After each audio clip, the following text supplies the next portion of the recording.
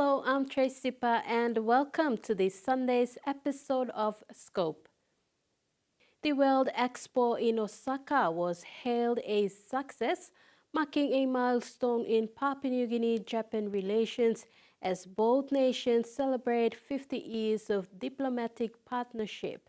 The Prime Minister's visit, which spanned key engagements in Osaka and Tokyo, showcased deepening cooperation in trade, investment, fisheries, energy, education, and infrastructure, and reaffirmed Japan's role as one of PNG's most enduring and strategic partners.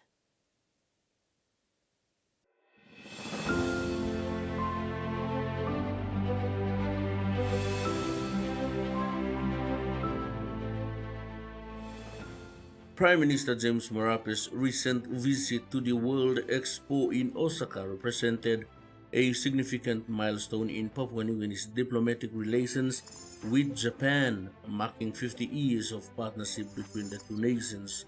This trip not only celebrated long-standing ties but also facilitated important discussions on enhancing cooperation across various sectors.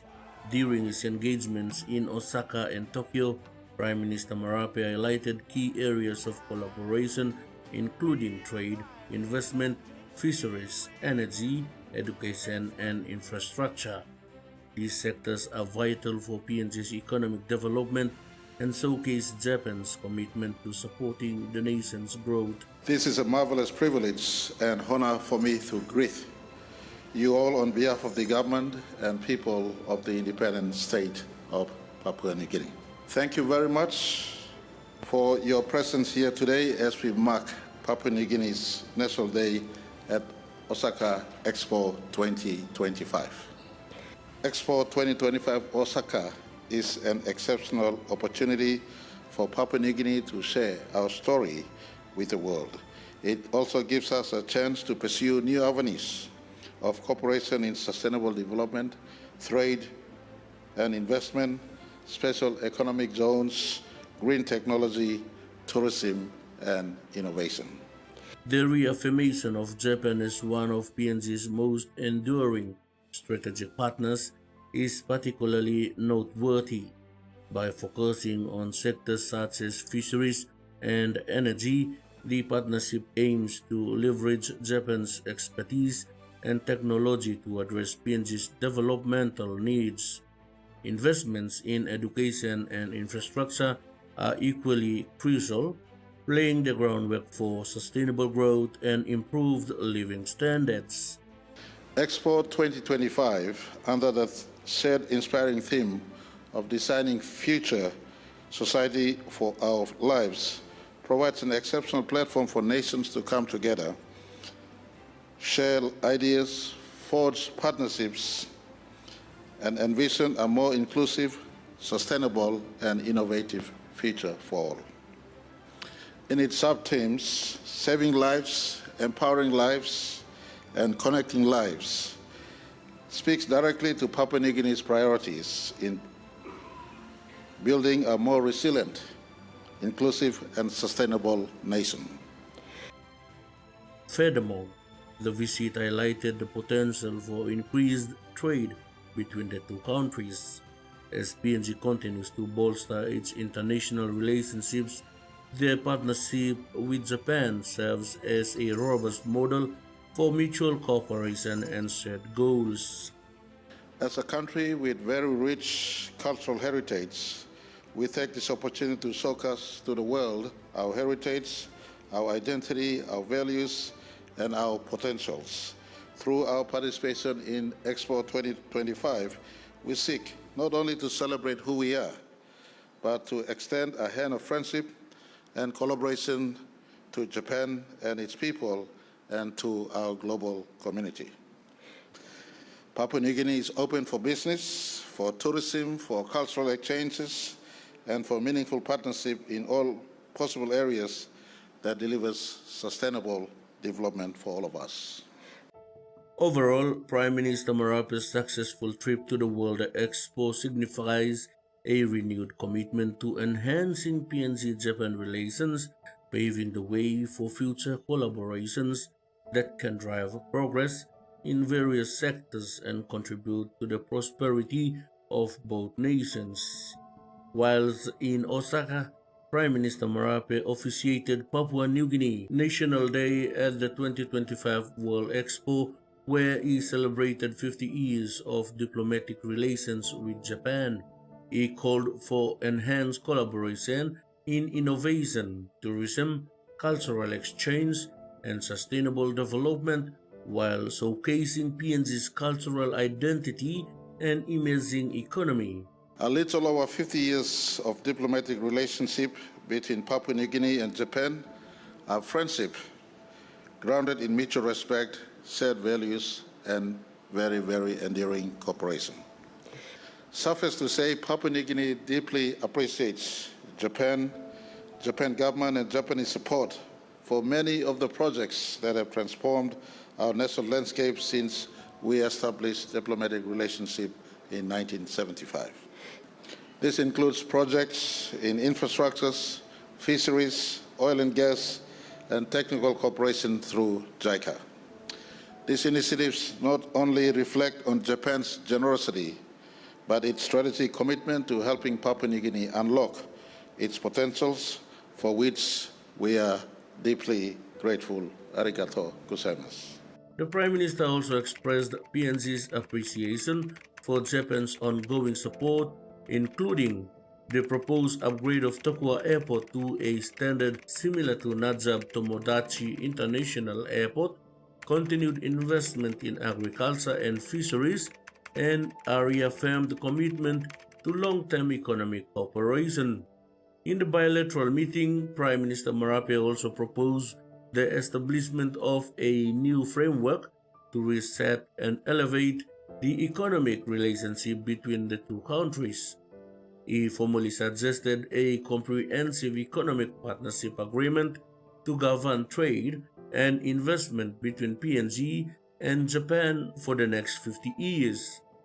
Marape also highlighted that while Papua New Guinea exported more than 6 billion kina worth of goods to Japan last year, imports from Japan were valued at less than 1 billion kina, creating a significant trade imbalance in PNG's favor. Japan currently possesses approximately 40% of PNG LNG, 51% of its minerals, and over 50% of its seafood exports. Apart from this high-level meeting, PM Marape met with leading Japanese private sector stakeholders in agriculture, manufacturing, forestry, banking, and mining, reinforcing Papua New Guinea's position as an attractive investment destination.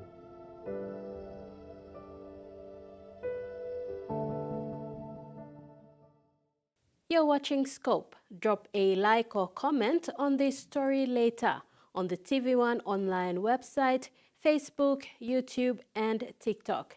Still to come, Nelson Stone champions the NEST program, using his experience of growing up rough to empower today's youngsters.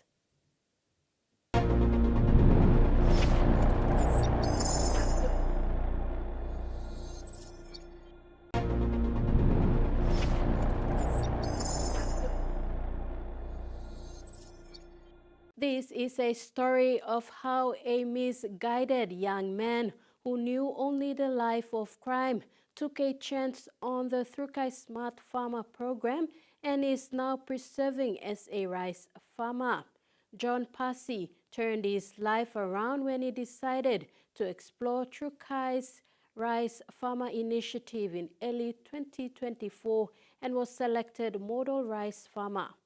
He has since brought on board brothers he ran with during his troublemaker days, and they are progressing in their rice farming efforts in the suburb of Garau, where they have resided for decades. John Passy was a known criminal at Garau Stage 7, a suburb most known to be dangerous because of the high crime rate back in the day and even today. But good things are also happening, because people like John, who are infamous for their crime sprees, turned a new leaf and became a model rice farmer after taking a chance on the Trukai Smart Farmer program and is now serving as a rice farmer.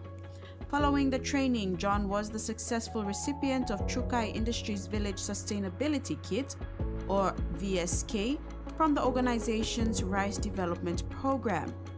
John comes from Central Province. He joined the January 2024 batch of the Smart Farmer program. The program intrigued him and he felt inspired enough to try it. Importantly, he saw it as an opportunity to do something good for his community. His journey in becoming a model rice farmer was not easy. It took a lot to convince other young men to join the program. Mipla come no very long hard the road. Mipla street mangi mipla stabia. And mo call him Gero State 6 mipla stabia. Mo mipla notorious zone inside lo Port Moresby. And mipla disol man mipla sana mipla sarwani mipla solo ya. And mo gara mo gangsters mipla gara stabia. Mipla kat record inside lo Moresby City mipla ko karabos na bot ko ka. Mo gara policeman inside lo Moresby City sa lo mipla. But me talk thank you to Trukai lo give me a second chance to life. Na me one bla first youth inside lo Gero me go attend him this Trukai Smart Farmer program lo PU. John went through months of training. He's been to Erap in Morobe province for hands-on experience with a commercial rice farm. So mix him out na all assess him work lo mina or salimi go lo Erap lo go work him intensive program lo how to come up commercial farmer. So me go start pananit lo Aina Davis, Boss Mary Met. Na me complete him 3 months training to me na me come back in. So me come back in all salim this all kit lo. One time me lo come lo extend him rice farm to me one time all boys 2 years. His commitment and perseverance in rice farming earned him a village sustainability kit worth between 40 to 50,000 kina. This rice farming kit is given to genuine rice farmers under Trukai Industries Smallholder Rice Development Program to encourage them to develop their rice farming ventures. The VSK includes essential tools such as a solar rice mill kit, power tiller, manual seeders, knapsacks, sickles, and rice seedlings. The kit contains power tiller, that's to plow the land, planter, a push planter to plant.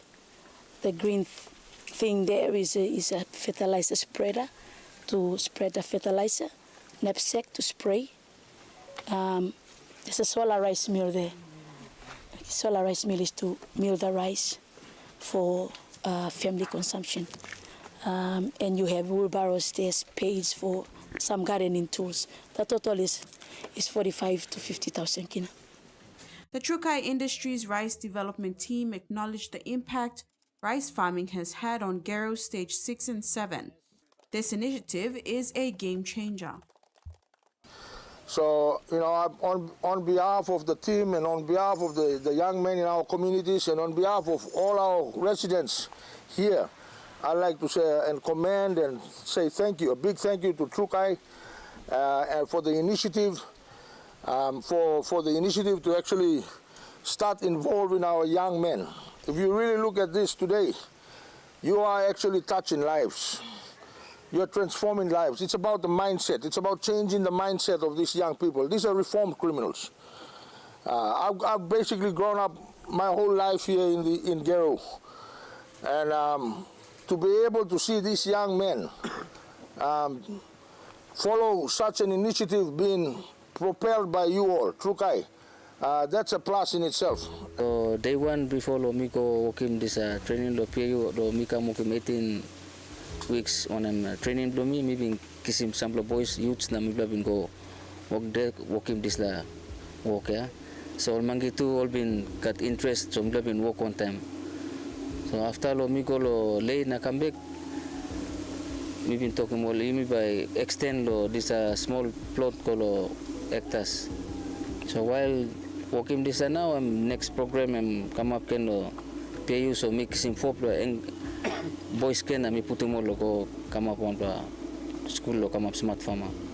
Collaboration and partnerships are vital in seeing effective rice production in Papua New Guinea, especially in reducing imported rice. Chukai Rice Development Manager Ina Davis said there are a lot of gaps to fill with rice production, and this is possible through partnerships with like-minded organizations. And rice production in PNG will not come about if only one person is doing it. And that calls for partners to come in how they can to support this program. Chuka is doing the training. Chuka is doing the kit. There are a lot of gaps to fill, and that calls for partners to come in and support this program. And we always encourage our farmers every time they come. We tell them, don't stop talking. Keep talking. We can support you with the support letters or help you to talk, but let's stop sitting down and just getting the program and say this is it, but let's call for more support. John added that the Village Sustainability Kit is helping him plan how he can contribute to uplifting rice production in Papua New Guinea. Okay, now me start posem tintin blumi now sa mi pa like mas extend golo hectares. So we can supply more rice to country na. That's how we can benefit import rice na. You mean nationally owned rice we can produce in the country so we can boost the economy. While rice is a staple food and a major part of the diet for many, domestic production currently meets only a small fraction of the total demand. When we come back, youth learn values of discipline, fairness, and unity with NEST. Stay tuned.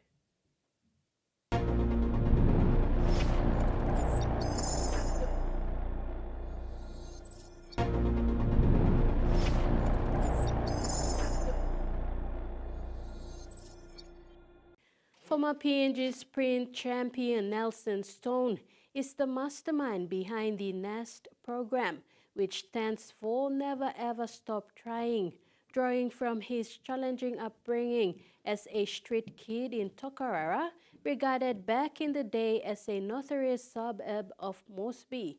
Stone has built a powerful platform with past experiences that mentors and coaches using health and fitness strategies to better themselves.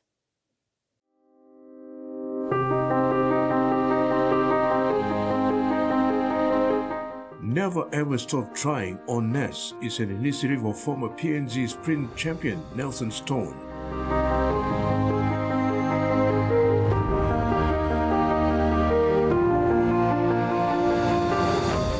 Stone grew up on the streets of once the notorious Tokarara suburb in Port Moresby. The NEST program was built on his belief that adversity can shape individuals in profound ways. The NEST program is not only sports, but it also develops mental discipline. It also develops character. It also develops you to become a disciplined person on and off the field or workplace or not, or in your families, in your community. It puts a bit of structure in your life on how to bring in values into your life, like this respect, loyalty, fairness, oneness. Those are the things that the NEST program a lot of people see it as improving in sports, but it can improve you in life too, because of we emphasize more on character building and changing people's lives. Yeah. He uses his story to inspire others, emphasizing that his struggles have shaped him into the resilient person he is today. Launched in 2015 following the Pacific Games, NEST has extended its reach to individuals of all age groups, focusing on fitness, health, and character development. The NEST stands for two things. The NE stands for Nelson and the ST stands for Stone. But today it's more of never ever stop trying. Because of the way I was brought up and the way things unfolded for me in life. I never stopped trying about chasing my dreams. So I came up with in the NEST program in 2015 after the Pacific Games. The NEST program has really become something now, and it has transformed a lot of lives, especially youths. It has inspired a lot of people in different communities, and also not only in the communities but in the workforce also, where we bring a lot of people into the NEST program, working class people, people from the grassroots level, people from the community level. The acronym NES not only represents Nelson's initials, but has also evolved to signify the philosophy or idea of perseverance and relentless effort. Well, there's a good number of youths that came through the program since I started this in 2015. We have Andrew Lai in AFL, who played in the current in the team, the national team that won the international cup down here. So Andrew Lai was one of the products that came out of the NEST program. We built him not only physical but his mental abilities also, and he got selected into the national team with the AFL and been part of the winning international team thanks to his coach Douglas Lai, also the president. We have Ila Alu, obviously one of our greatest success. He's now the current SB Hunters captain. And current Kumos also. Those are names that really came out from the NEST program. You got Mari Connors, who's a rising superstar right now, and we have Gary Parai also, who came out from the program. He's currently with the Dabaris franchise. We have Phil Howard, who is also with the Hella Wigman team. So those are the people who have came out from the NEST program and have really developed into, not only good players, but good people to also to their families and to the society too. Yeah. And to be honest, the NEST program has done so much for not only the youths in Port Moresby or people in Port Moresby, but a lot of centers have also reached out to the NEST program, and we not only provide physical programs, but we also provide services through consultation, that we provide programs online for people to take and enhance themselves here. Nelson highlights the holistic nature of the NEST program, stating that participation goes beyond just physical sport training. It encompasses mental development, building discipline, and cultivating good character traits. The positive impact of the NEST program is evident, as many individuals have reported significant improvements in their lives. Nelson expresses pride in this transformation, noting that a strong emphasis on character building and mindset development is key to changing lives for the better. Terry Longwood, TV1 Sports. That's been another edition of Scope. Visit the TV1 online website, Facebook, YouTube, and TikTok, and leave a like or comment on our Scope stories this week. Until next Sunday, I'm Tracy Pa. Good night.